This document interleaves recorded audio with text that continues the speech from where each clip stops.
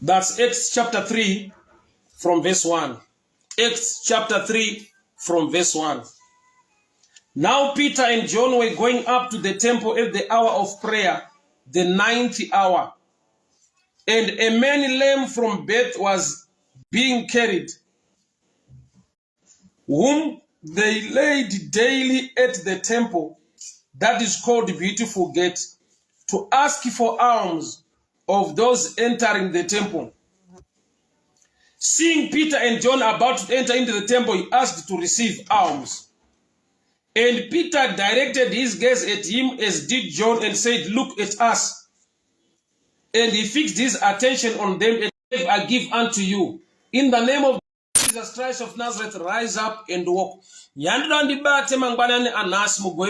God bless you. Isaac Mutanda, may the good Lord bless you. May the Lord for tuning in. Acts chapter 3. Inyaya tinoziva vazhinji yemurume waigara paBeautiful Gate ukazoporeswa naPeter. But now yandoda tibate ndinamate nezvayo tinamate nezvayo mangwanani ano. This man was being carried every day.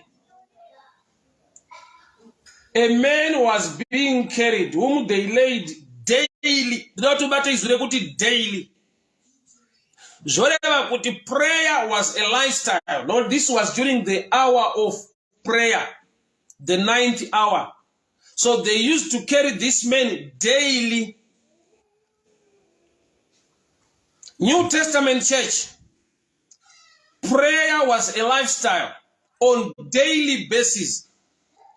They used to carry this man daily during the hour of prayer. So vaimutakura mazuva ese pa hour of prayer, the 9th hour, vachinomutsveta paBeautiful Gate. Peter and John avana kunge vaona murume uyu mulocation kana kuti kumba. Murume uyu aitakurwa daily. Kureva kuti kwanga kune vanhu vanga vasinganete neupenyu hwehama yavo yanga ine dambudziko. It's rare in our times kuti uwane vanhu vanobatikana nesituation yako nekuti ivo vane dzavo. It's rare, zvinogona kushayikwa mazuva ano vanhu vanoita moyo nehanya nesituation yako vachipota vachikutakura mazuva ose. Daily they used to carry this man daily. Chimwe chandoda tibate uye tizive kureva kuti nyangwe hama dzaiva nemoyo wakanaka vachimutakura every day. I believe and I understand kuti this man, despite urema hwake, he was a good man. Why nokuti pane nguva yekuti vanhu vanotadza kukubatsira nokuti wakaipa akakupa hasha nyangwe une dambudziko. Wakaipa akakuataka akakupa nyangwe nekutodada iwe uine dambudziko. Wakaipa akakuataka akakupa nyangwe nepride iwe uri munhu ane dambudziko rinototodawo kutakurwa. Kutakurwa kwakanaka uchitakurwa nekuda kwekuti une vanhu vanokutakura. But kutakurika i-character inodevelopwa nemunhu ari musituation inonida vanhu vangamire naye. Muupenyu kune mweya yetsvina inorwa nevanhu to an extent yekuti une dambudziko. Vanhu vanotoona sekuti zvakanaka kukusiya pane kumira newe nekuda kwekuti mudambudziko iroro. Oza kana munhu ane challenge sometimes anoramba ane lifestyle iri bitter. Ane upenyu hunovava nekuda kwezvaakasangana nazvo zvakawanda. Saka ari musituation yake anopedzisira abita kana kuti anopedzisira ane makuhwa ekuti matauriro anoita against other people. Iye ari musituation iyoyo. Zvinoita kuti even nyangwe vane moyo wekuda nokuti kutakurwa daily. Dai aitakurwa once a week taiti vanhu vari kungoshingirirawo. But ukaona vanhu vakuti on daily basis vachitakura murume uyu vachinomisa paBeautiful Gate on daily basis, which means rudo vanga vanaro uye murume uyu is a good man despite challenge yake. Zvinoita kuti vanhu varegere kuora moyo kana kuneta kuti vamubatsire. Unoziva here kuti wakaipa akada kukuataka uri musituation yekuti vanhu varonga nekuda kufunga kukubatsira. Kune vanhu vanogona kuenda nerwesere vanotaura makuhwa nenyaya dzisidzo. We are living in such wicked and dangerous times. Usina zvawakataura against other people. Kune munhu unocreata mashoko nemazwi kuti anoenda nerweseri, kuti ari kucomplaina kuti pese pamuri kumutakura muchimunosiya pabeautiful gate, mari inoiswa mundiro yake muri kumutorera, mune zvamuri kumuita even nyangwe muchimutakura. Izvozvo zvinogona kuitika usina zvawakataura, but nekuda kuti wamukirwa nemweya wekuti uregere kubatsirika. Why? Nokuti Peter and John vakawana murume uyu pagedhi, vakawana murume uyu pagedhi pabeautiful gate. Havana kumuwana kumaraini kana kuti kumba. Zvoreva kuti yakasvika nguva yekuti murume uyu achiwana help iri spiritual, but help yanga yatanga help iri natural, iri physical, yekuti kune vanhu vanogona kumutakura. Ndoda ndinamate mudikani neupenyu hwako, tinamate neupenyu hwangu. Paregere kuita vanhu vanomuka kana vanoenda nerwesere vanotaura zvisirizvo. Ivo Mwari vaunza help in your life, but koita vanhu vanofamba nemashoko yekuti that help will not reach out unto you. Saka uchawa neimwe nguva tine vanhu vanenge vakapiwa magood promises mulife yekuitirwa zvinhu, but vasati vaitirwa chinhu ichocho panozongoita a turnaround yausinganzwisise kana kuziva. I don't know whom I'm talking to, but to me ndiri kunzwa iri more like a prophetic message muupenyu hwemumwe munhu. There was a good promise, something good was meant. Pane changa chakamirirwa kuitwa muupenyu hwako, changa wakanzi very soon we will do this, very soon ticharonga chichaita vanhu vachiresa vachida kuita nemoyo, ukazongoona zvinhu zvanyarara. Ivo havana chavakakuudza kuti sei vanyarara, vanhu vakakupa an excuse yawakafungidzira kuti ndizvo. But prophetically, let me speak to your life. There are people vanogona batwa nemweya yetsvina isingade breakthrough muupenyu hwako, vanoenda nerweseri, vanofambisa mashoko asiwo ekunotaura nyaya dzisidzo munzeve dzevanhu vari ready and vari willing to help you. At the end, unongoona nyaya yacho isisipo, zvinhu zvacho hapana chiri kubuda. Vatinamate Mwari vatipe protection kubva kumhando yevavengi vakadaro, vanoita kusensa uye nekuziva kuti munhu is about kuti aende mubreakthrough yake. Imagine on this day pakasodzwa chirema pabeautiful gate, dai pakaita vamwe vanhu vakaenda nerweseri kunotaura nehama dzinotakura murume uyu kuti ari kucomplaina kuti nyangwe muchimutakura muri kumuabuse, nyangwe muchimutakura mari inoiswa mundiro muri kumutorera, nyangwe muchimutakura hamusi right, mune mashoko amunotaura. Vaigona kusvika pavanoora moyo, voregera kutakura hama yavo achienda nayo pabreakthrough gate, panzvimbo yekuti zvinhu zvake zviende. So chinopa vanhu kuora moyo nekuneta to help you, nyangwe help yacho yanga iri meant for you. There are many reasons. Number one reason, it can be you. Uri under attack of the devil, unodevelopa pride, unotanga kutaura mashoko anorwadza vanhu vanoda kukubatsira. Nedzimwe nguva unozvitaura mukusaziva kuti mashoko aya anogona kutsondora those who are ready to help you. Wakaipa unokuataka kusvika palevel yekuti unogona kuva nepride, iwe une problem zvokuti vanoda kukubatsira vanoswedera kure, vanotya. Pane nguva yekuti uri munhu anotaura mashoko anorwadza asingagamuchirike kune vanhu vari ready to help you.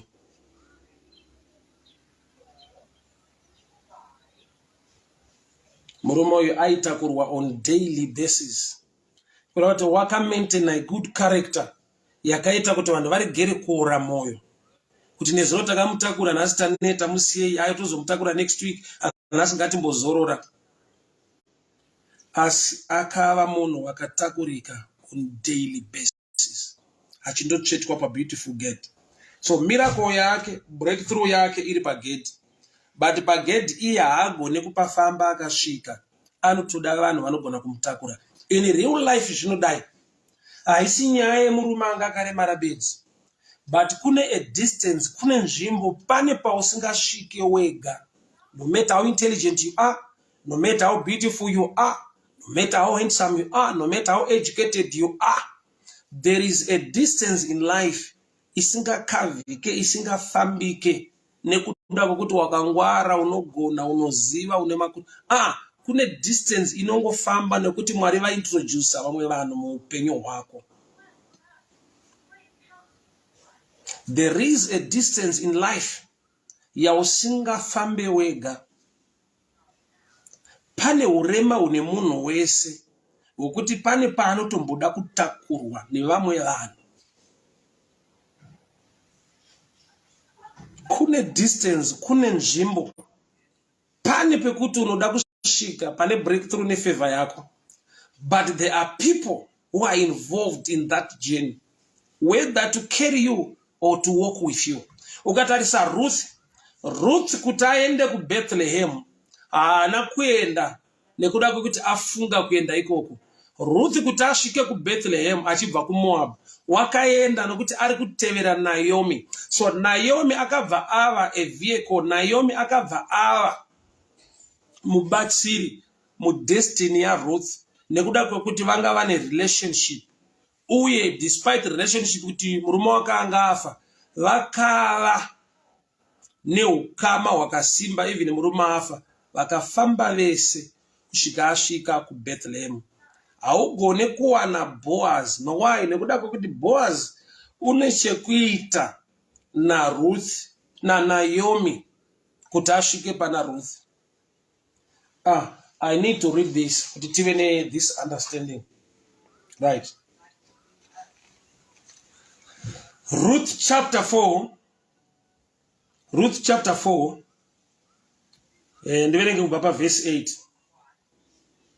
Therefore the close relative said to Boaz, buy it for yourself. So he took off his sandals. And Boaz said to the elders of the people, you are witnesses this day that I bought all that was Elimelech's and that was Chilon's and Mahlon's from the hand of Naomi. Moreover, Ruth the Moabitess, the widow of Mahlon, I have acquired as my wife to perpetuate the name of the dead. To perpetuate the name of the dead through his inheritance. So, kuti Boaz ave nechekuita naRuth, there must be the name Naomi pakati, Mahlon pakati, Chilon pakati, Elimelech pakati.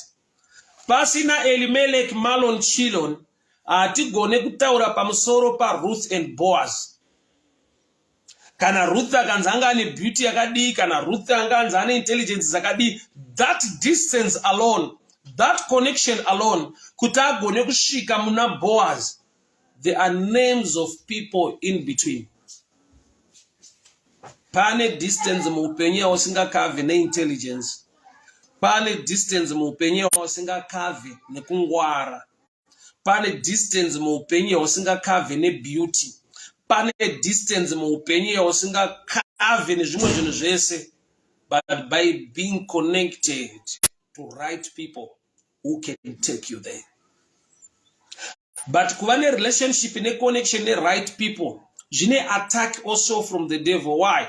Because the devil knows kuti apa kana azivana nevanhu ava anosvika apa, kana awirana neuyu anosvika apa. Why? Because Mwari unoshanda nevanhu, wakaipa unoshanda futi nevanhu. Downfall yemunhu wega wega ukaitresa ine vanhu varimo mukati. Rising yemunhu wese ukaitresa ine vanhu vari involved mukati. Nyange zvichida vanhu vanombokanganwa kuti takasvika apa sei, vaakutaura kugona kwavo nekuchenjera kwavo. But ukanyanya zvitresa, hakuna the rising of men isina men. Hakuna the downfall of men isina another man involved. Vamwe munogona kuona sekunge hazvina vanhu vari involved nokuti ma-ideas aakapiwa akaimplementa anga asiri ake. Sa munogona kushaya kuti vanhu vakapindira papi ndozvaakafunga ndozvaakaronga. Nyangwe achita sekunge ndozvaakafunga, but anga ari under the influence yema-ideas evamwe vanhu vamusiri kuona. So the rising of men and the falling of men, zvina another man are involved, whether in terms of ideas,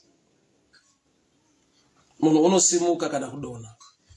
Kune distance mu life yausingakabvi. Ndaitaura neimwe hama yangu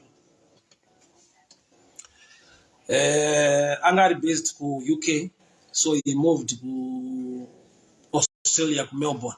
That's Perth. Akaenda ku Perth. Kuti agone kusvika ikoko, he is a diesel plant fitter, well educated, but kuti asvike ikoko, there was a friend yakamusvitsa in that place kuti asvike kune basa rake ririko.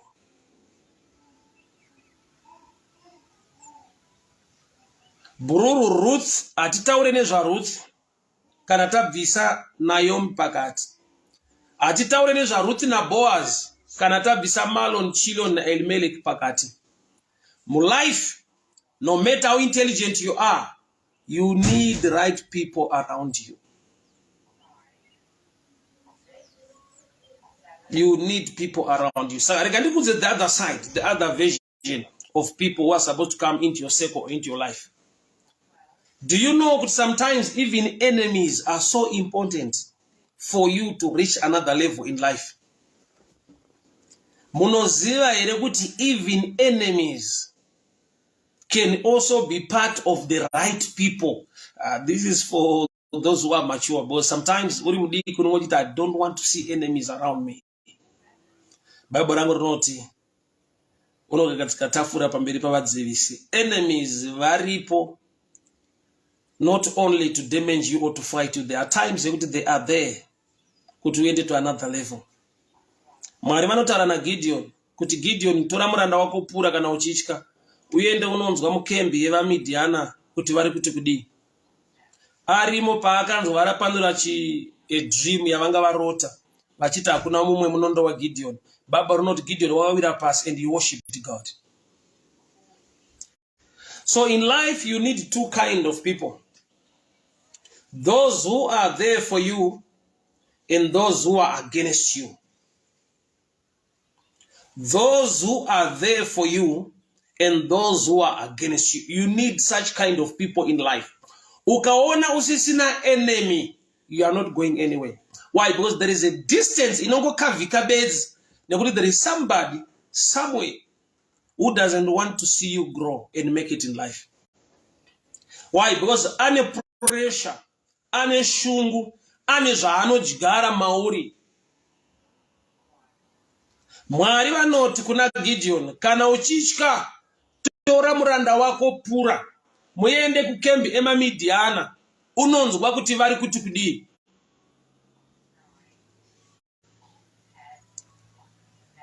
Second Kings chapter 7 verse 7. Painotaura pamusoro pe the siege of Samaria. Uchaona kuti Ben-Hadad akomberedza Samaria. Breakthrough nechikafu nefavor yakazouya pagedhi kuti vanhu vaone zvekudya, masaga eflour newheat zviende pagedhi reSamaria. Hazvina kubva kune imwe nzvimbo, but from the same siege. So siege yakava siege temporarily, but ikava futi area of breakthrough and favor. So in life, you need two kinds of people. Those who are there for you and those who does not want you to rise or to make it in life. Ukawana vanokomberera maoko bedzi, ukawana vanokufarira bedzi, ukawana my yes people, we are surrounded my yes people always. Your downfall is so close. Vanhu vanongokuita cheer up chete muupenyu vakava ivo ndivo vari close to you. That's a picture yekuti you are under attack. The devil can attack you to such a level yekuti unokomberedzwa nevanhu vanongokufarira chete, vanokurovera maoko, vanobvuma zvese zvawataura nezvese zvawaita. Ivo mauri chinzwa kuti vanhu ava vanomira neni, but vane area dzavanogona kumisa mauri.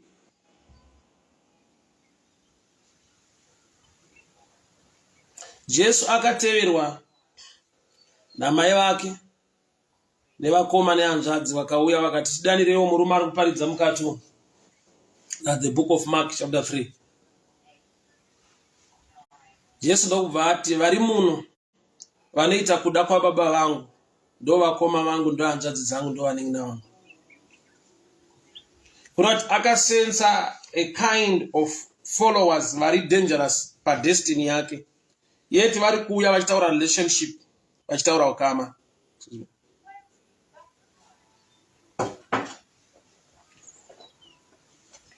Ukashaya munhu anorwadziwa newe muupenyu, hauna kwaunoenda.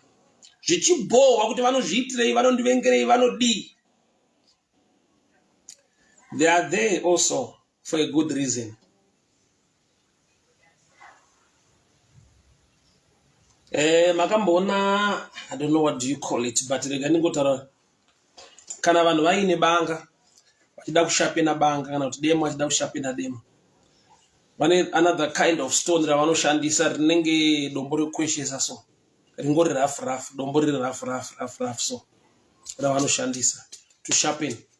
Riri smooth hariite, kana uchida kushapena dombo unoda riri rough. So there are times yekuti zviri rough zvinokuita sharp. I'll give you this example, this picture.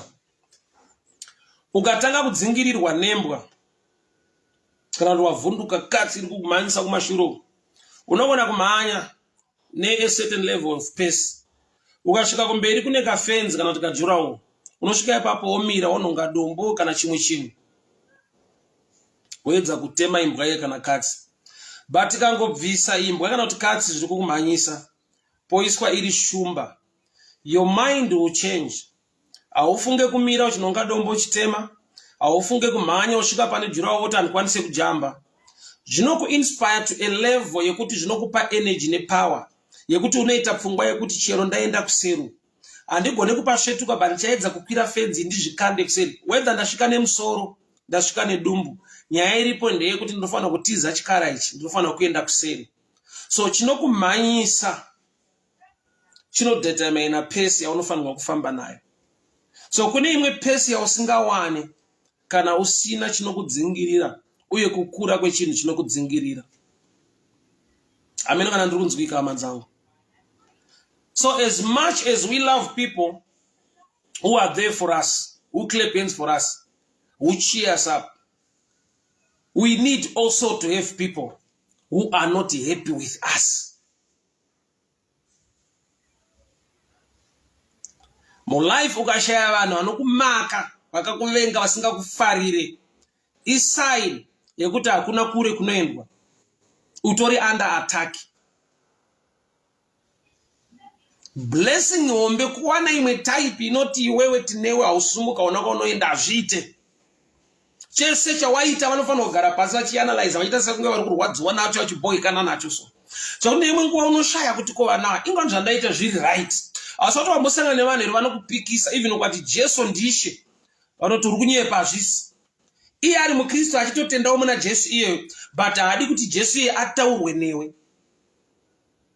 Anonoziva kuti munhu wasamufarira haana chaanogona, even akatogona, even akaita chiri correct, you find a way yekuti tsanangura. I remember one day ndaminister ndakangoti Jesu ndiye mwana wekomana waMwari, ngatitendei maari tiponeswe. Mazamwe munhu atosumbuka zikazi. Tanga waponeswa. Jesu wataura ndi Jesu upi?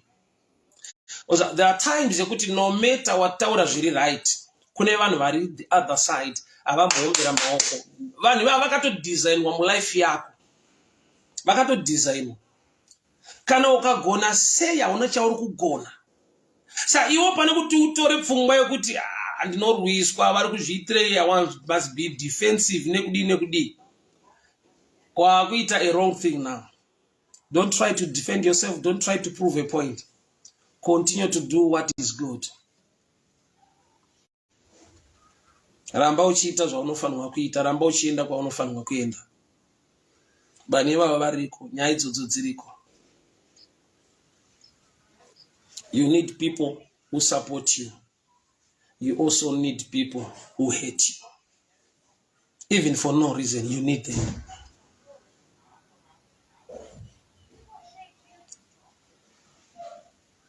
Nokuti pane pazvinopusha, pane chinopushwa, pane chinokudrive. Kune imwe hanga inocreatewa nema enemies in you. nokuti vakati hauna kwaunoenda vanoisa that thing mauri kuti I need to do something good, I need to push.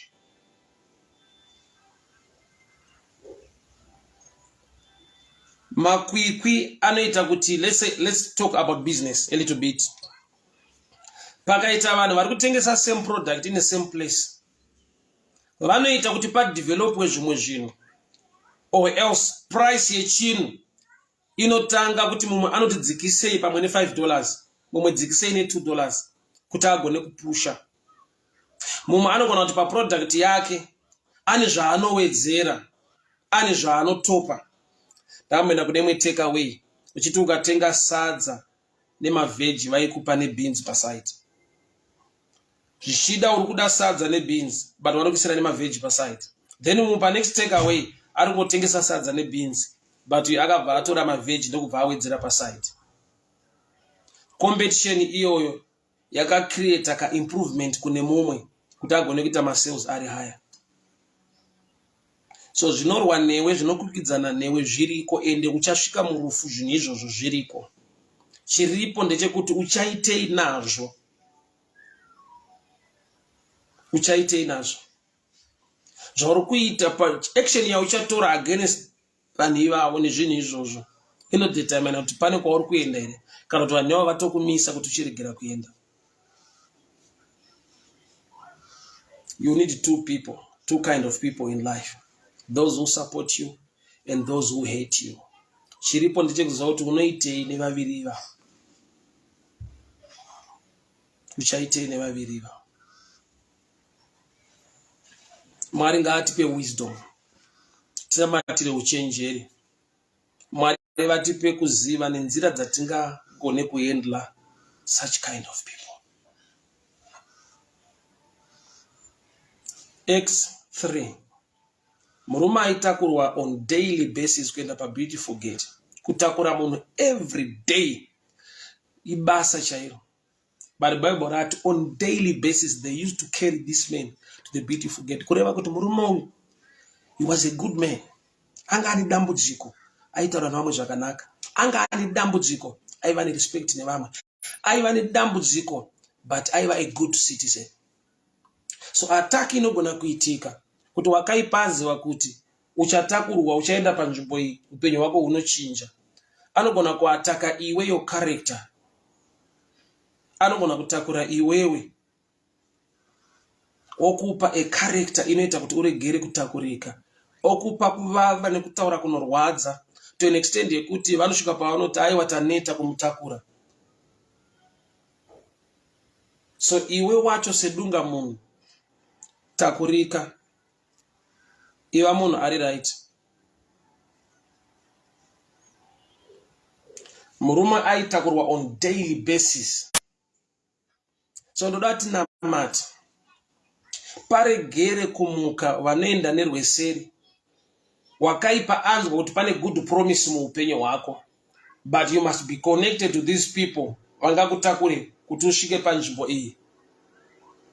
Panogona kumuka vanhu vanoenda nenyaya dzisidzo kuitira kuti distance uregere kuikavha, nokuti ndatizvo kune imwe distance mulife yausingagone kukavha.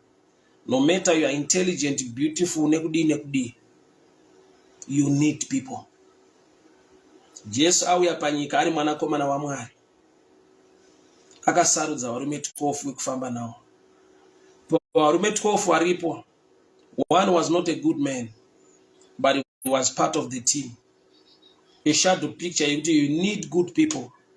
You also need those who are not good. Jesu prophetically unotoziva Judas, nekuti Jesu ndiye Mwari pachake. Unotoziva kufunga kwa Judas neunhu wake.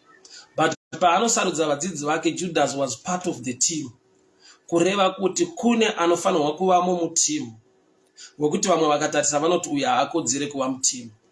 But unofanirwa kuziva kuti ndoitei naye. Why? Because he's not a friend, he's an enemy. But pretending to be like a friend. But he's also part of the team. Baba ndinonamata mangwanani ano. Ndinotaura nyasha nekubata kwenyu kunoshamisa. Vana venyu ngavarangarirwe Jehovha. pavanofanirwa kusumudzwa vachinotsvetwa pavanosangana neblessing yavo. Ndataura nyasha dzekusimudzwa. Ndataura Baba, I pray for the right people who can cover that distance with them. Baba ndiri kunamata saRuth wamakapa Naomi. Baba ndiri kunamata saJoseph wamakapa to the Ishmaelites vakamuendesa kuEgypt. Baba ndiri kunamata the right people. Nokuti kune distance, kune nzvimbo Mwari wangu isingagone kukavhika nekugona nekungwara kwedu, but inoda vanhu vanofamba nesu. Baba ndanamata wese unosumuka nemashoko emakuhwa anorwadza kuti vabatsiri vasudurutswe muupenyu hwangu. Ndiwanireiwo nyasha, tiwanireiwo nyasha mutsvene. Every good promise iri kutadza kumanifesta nekuda kwekuti ndakaonekwa ndiine pride, ndine dambudziko, ndipeiwo kudzikama, ndipeiwo unyoro. Baba ndinonamata nyasha dzenyu muzita raJesu Kristu weNazareta. Amen and amen. May the good Lord bless you. May the good Lord favor you. May the good Lord protect you. Mwari werugare, Mwari wenyasha vakuchengetei vakugonesei. Remember, there is a distance yausingakave wega, ende mukutendeka kwavo Mwari vane vanhu vavakakupa kuti ugone kukava that distance. May the right people and the divine helpers locate you in the mighty name of Jesus. In the mighty name of Jesus. In the mighty name of Jesus. May God give you the right people.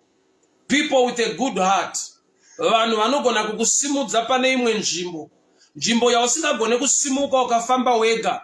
May that distance utumirwe vanhu mudistance iyoyo. Nyasha dzaMwari dzidururwe. Newewo iva munhu uchakava distance yeumwe munhu muupenyu. May God use you as a vessel, and may God use other people to be vessels in your life.